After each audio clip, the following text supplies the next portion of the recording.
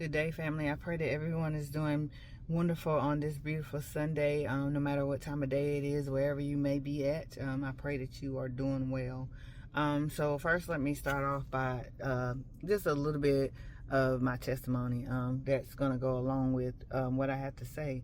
So, um, let me just say, so for about 5 years, I was not a part of a ministry. Before that, I was a part of a ministry for a very long time, and God had told me that, I had to give, my time was up. He had been telling me that, but I kept sticking around, because, I just love being a part of a ministry at the time. And when God told me that that was it, I had to go, I left. And then for about 5 years, I was not a part of a ministry.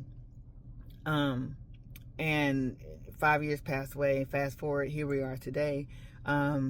Earlier in the year, I joined the ministry, but I had told God that I would not join another ministry unless He told me to, and He did. And so I did that. This is going somewhere.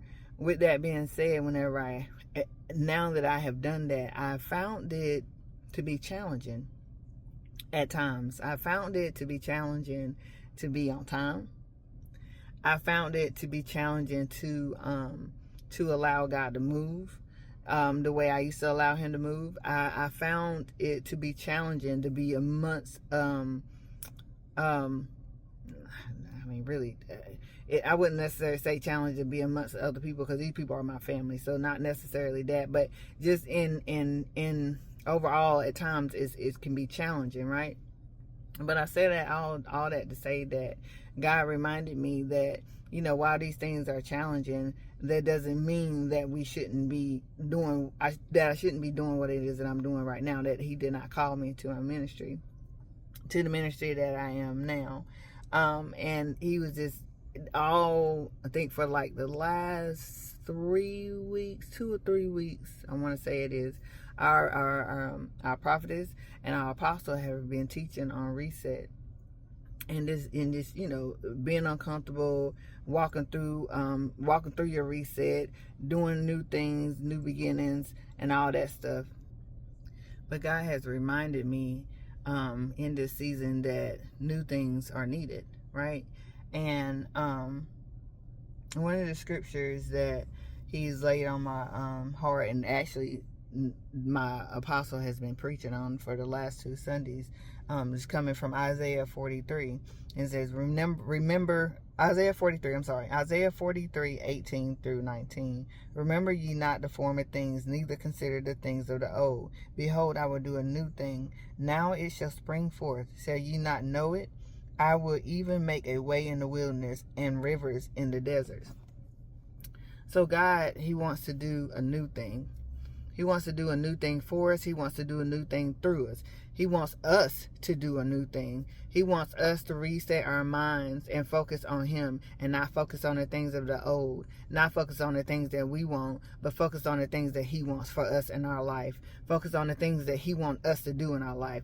Focus on the things that He is pushing us to in our lives. It's up to us to accept the call. It's up to us to keep moving forward. It's up to us to make the conscious decision to reset and go for it. It's up to us to say, hey, you know what? I'm going to get up earlier.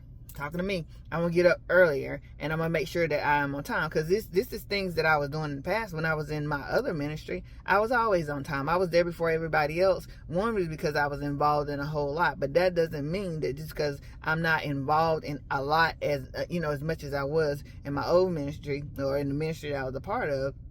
And then even though I'm not involved in as much here at this particular ministry, that doesn't mean that I can't be on time. I can at least be on time. I should actually be early. Amen. So I would say that anyone who's listening to this, who is struggling with the reset, or struggling with the old things, struggling trying to figure out exactly how they should move forward, I would encourage you and challenge you to just ask God to reset you, and ask Him to reset you in a way that you could be made over, that He can do a new thing in you. Be reset in a way that He wants you to be reset to, because that's the main thing. Whenever you do go through your reset, you got to ask God what it is that He wants for you. What does your life look like in his eyes for you? And that's God to show you how to properly reset. Amen. We have to walk in the new. We have to allow God to do a new thing in us. We can't stay in the old. We can't think about how things were before. We can't move the way we moved before. We have to move in a new way. Whenever you reset, everything is new. Yes, you are, you do have some of those characteristics and those traits, the things that are good that you had in the past, they can be brought forth into the reset, into the new. But the things of the old that are not doing you any good, leave them in the past. Reset your mind, reset your heart, reset your spirit to all line up with God and his will, and allow him to do a new thing in you. Amen. I pray that this word touches someone the way it has touched me. I have been blessed in many different ways on today through our apostle. Questions were answered on today without him even knowing it. And it's all a part of God telling him to let the people know that it is time to reset. Amen. Y'all be blessed. Have a wonderful Sunday. Don't forget to like, share, and follow Voices of Substance on Facebook, YouTube, TikTok, Instagram, all the platforms, and share it with someone that you feel may need this word. Amen. Have a good day.